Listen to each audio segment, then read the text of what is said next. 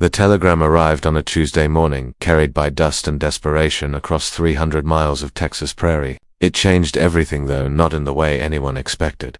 Caleb Hayes stood on the wide porch of his ranch house, reading the crumpled yellow paper for the third time. The autumn wind rustled through the cottonwoods, carrying the scent of grass and cattle across the vast expanse of his land. Behind him, through the screen door, he could hear his 7-year-old daughter, Rosie, humming while she played with her wooden horses on the kitchen floor. The telegram was brief, as they always were. Emma cannot come, sending Lily instead. She arrives Friday, Mrs. Patterson. Caleb rubbed his weathered hand across his jaw, feeling the rough stubble there. For 6 months, he had been corresponding with Mrs. Patterson's school for young ladies in San Antonio. The arrangement had seemed perfect. Emma Patterson, the headmistress's eldest daughter, would come to be Rosie's governess and eventually, perhaps, something more. A practical arrangement for a widowed rancher who needed help raising his daughter and running his household. But Emma wasn't coming. Lily was. He had no idea who Lily was. Pup. Rosie's voice drifted from inside the house. Is someone coming to visit us? Caleb folded the telegram and slipped it into his vest pocket. Yes, sweetheart. A lady is coming to help take care of you, like Mama used to. The innocent question pierced him, as it always did. Sarah had been gone for 2 years now, taken by fever during the harsh winter when Rosie was barely 5. Since then, it had been just the two of them, with occasional help from Mrs. Murphy, the elderly woman who lived on the neighboring ranch. Something like that, Caleb said softly. Friday arrived with a dust devil dancing across the prairie and a stagecoach that was 3 hours late. Caleb had bathed and shaved, even put on his best shirt, the blue one Sarah had made for him years ago. Rosie wore her Sunday dress, a pale yellow cotton with tiny flowers that Mrs. Murphy had sewn for her birthday.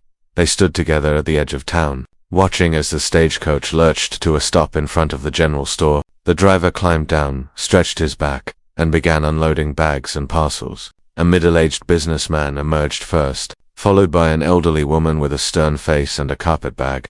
Then she stepped down. Caleb felt his breath catch in his throat. The woman who emerged from the dusty coach was nothing like what he had expected, where he had pictured someone older, severe, and practical. This woman was young, perhaps 25 at most. Her hair was the color of honey in sunlight, pinned up beneath a simple blue hat that matched her traveling dress. But it was her eyes that stopped him cold. They were the soft gray of storm clouds, and when they met his across the dusty street, they held a mixture of nervousness and determination that spoke to something deep in his chest. She moved with quiet grace, accepting the driver's hand as she stepped down onto the wooden sidewalk. In her arms, she carried a small carpet bag and what appeared to be a book wrapped in brown paper. Mr. Hayes. Her voice was softer than he had expected, with a gentle southern accent that reminded him of church bells on Sunday morning. Yes, ma'am. I'm Caleb Hayes. He removed his hat, suddenly feeling clumsy and uncertain. This is my daughter, Rosie. The woman Lily knelt down so she was at Rosie's eye level. The child had been hiding behind Caleb's leg, but now she peered out with curious eyes. Hello, Rosie, Lily said, her voice warm as honey. My name is Lily Bennett. What a beautiful dress you're wearing. Rosie smiled shyly and stepped forward half a step. Mrs. Murphy made it for me. She says yellow is a happy color. Mrs. Murphy is very wise, Lily agreed. I think yellow suits you perfectly. As they made the journey back to the ranch in Caleb's wagon, Lily sat between him and Rosie, pointing out wildflowers and asking gentle questions about the land. She seemed genuinely interested in everything Rosie told her about the ranch, the cattle, and the old barn cat named Whiskers. But Caleb sensed something else beneath her calm exterior, carefully controlled tension, as if she were holding her breath, waiting for something to go wrong that evening. After Rosie had been tucked into bed with a story about brave princesses and gentle dragons, Caleb and Lily sat on the front porch, watching the stars emerge in the vast Texas sky. The night air was cool and sweet with the scent of sage. I suppose you're wondering who I am, Lily said quietly. Breaking the comfortable silence between them, Caleb turned to study her profile in the moonlight. She was even more beautiful in the soft light. But there was something fragile about her, like a wildflower that had grown in the shade.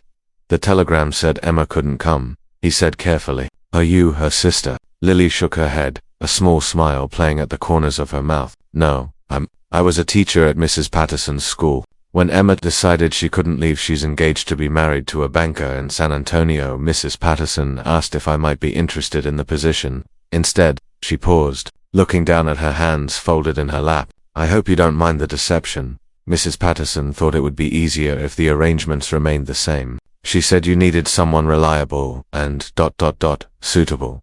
The word suitable hung in the air between them, loaded with implications that neither of them quite dared to voice.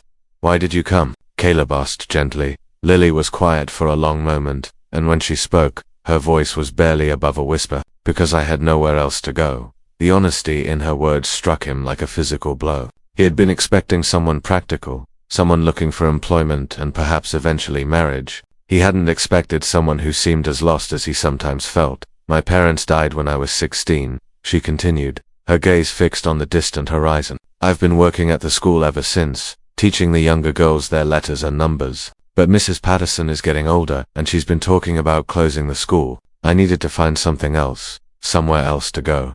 She turned to look at him then, and in the moonlight he could see the vulnerability she had been trying so hard to hide. I know this wasn't what you arranged for. If you'd prefer to send me back to San Antonio, I understand. Caleb found himself shaking his head before she had even finished speaking. No, he said, and was surprised by the firmness in his own voice. No, I don't want you to go. The words seemed to surprise them both. They sat in silence for a moment, listening to the distant lowing of cattle and the whisper of wind through the grass.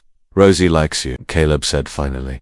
She's a wonderful child, Lily replied. She has her mother's eyes. Caleb looked at her sharply, wondering how she could possibly know what Sarah had looked like. Then he remembered the portrait that hung in the hallway, Sarah holding infant Rosie, both of them laughing at something beyond the frame.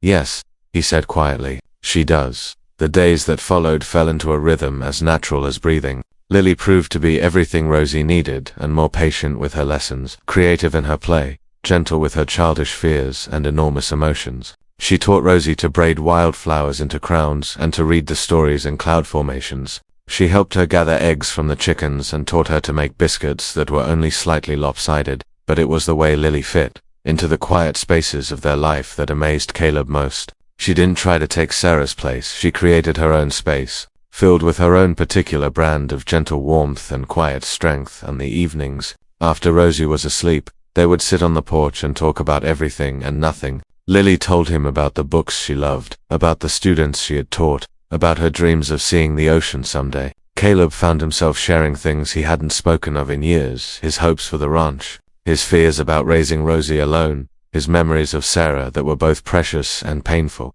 One evening, nearly 3 weeks after her arrival, Lily was helping Rosie get ready for bed when the little girl looked up at her with serious eyes. Miss Lily, Rosie said, are you going to marry Papa? Lily's hands stilled in the child's hair, and Caleb, who had been listening from the hallway, felt his heart stop. Why do you ask that, sweetheart? Lily said carefully. Because you take care of us, Rosie said matter-of-factly, and you make Papa smile the way he used to smile at Mama, and you look at him the way Mama used to look at him. From his position in the hallway, Caleb could see Lily's reflection in Rosie's mirror. Her cheeks were flushed pink, but her expression was thoughtful rather than embarrassed. Would you like that? Lily asked quietly. If I married your papa? Rosie nodded enthusiastically. Then you could stay forever, and maybe I could have a baby brother or sister to play with. Lily laughed, a sound like silver bells in the wind. Well, we'll have to see about that, won't we? That night, after Rosie was asleep, Caleb and Lily found themselves on the porch again. The moon was full, casting everything in silver light, and the air was warm with the promise of summer. Children see things clearly sometimes, Caleb said quietly, not looking at her. Yes, Lily agreed. They do. He turned to face her then, and found her watching him with those storm cloud eyes. Lily, he began, then stopped, suddenly unsure how to say what he needed to say. I know, she said softly. I feel it too.